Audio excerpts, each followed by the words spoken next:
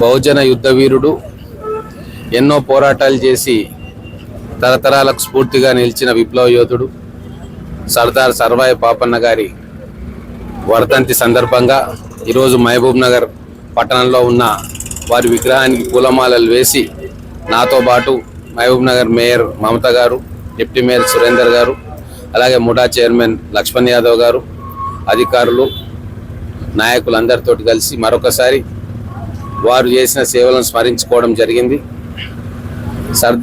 సర్దార్ సర్వాయి పాపన్న ఆ రోజు బహుజనులందరినీ కూడా ఏకం చేసి గోల్కొండ కిలాను కూడా స్వాధీనం చేసుకొని పేద వర్గాలన్నిటికీ కూడా ఒక లక్ష్యం కోసం పరిశ్రమిస్తే ఖచ్చితంగా ఫలితాలు వస్తాయని చెప్పి నిరూపణ చేసింది. వారి స్ఫూర్తి ఆధారంగానే ఈరోజు సబ్బండ వర్ణాలకు, బడుగు బలైన వర్గాలకు అన్నిట్లో సమాన వాటా రావాలంటే ముఖ్యమైనది మనకు కావాల్సింది వారి విద్య మీద దృష్టి పెట్టడమే.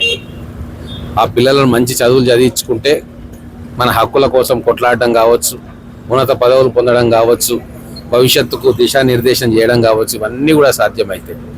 ఇదే అంబేద్కర్ గారు కూడా ఎన్నోసార్లు బడుగు జాతులు ముందుకు రావాలన్నా, అధికారంలో వాటా కావాలన్నా మొట్టమొదటి చేయాల్సిన పని చదువుకోవడం.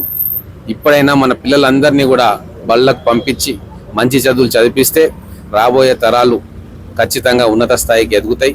అన్ని రకాలుగా వాళ్ళకు కావాల్సిన హక్కులను వారే పరిరక్షించుకుంటారన్న ఉద్దేశంతో మా ప్రభుత్వం కూడా గ్రామాల్లో ఉన్న పిల్లలకు, పేద వర్గాల పిల్లలకి, పేద కుటుంబాల నుంచి వచ్చిన పిల్లలకి ఉన్నతమైన చదువును అందించాలని చెప్పి అహర్నిశలు కృషి చేస్తూ ఉంది.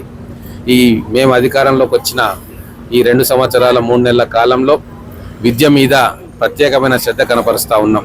ఇంటిగ్రేటెడ్ రెసిడెన్షియల్ స్కూల్స్ అని చెప్పి, తెలంగాణ పబ్లిక్ స్కూల్స్ అని చెప్పి, అలాగే స్కిల్ డెవలప్మెంట్ సెంటర్స్ అని చెప్పి అన్ని రకాలుగా మన పిల్లలకు విద్యను అందించాలని చెప్పి తాపత్రయపడతా ఉన్నాం. రాబోయే 3 సంవత్సరాల్లో అనేక మంచి మార్పులు విద్యా విధానంలో తీసుకొచ్చి పేద కుటుంబాల నుంచి వచ్చిన పిల్లలకు కూడా కార్పొరేట్ స్థాయి విద్యను అందించాలని చెప్పి కృషి చేస్తూ ఉన్నాం.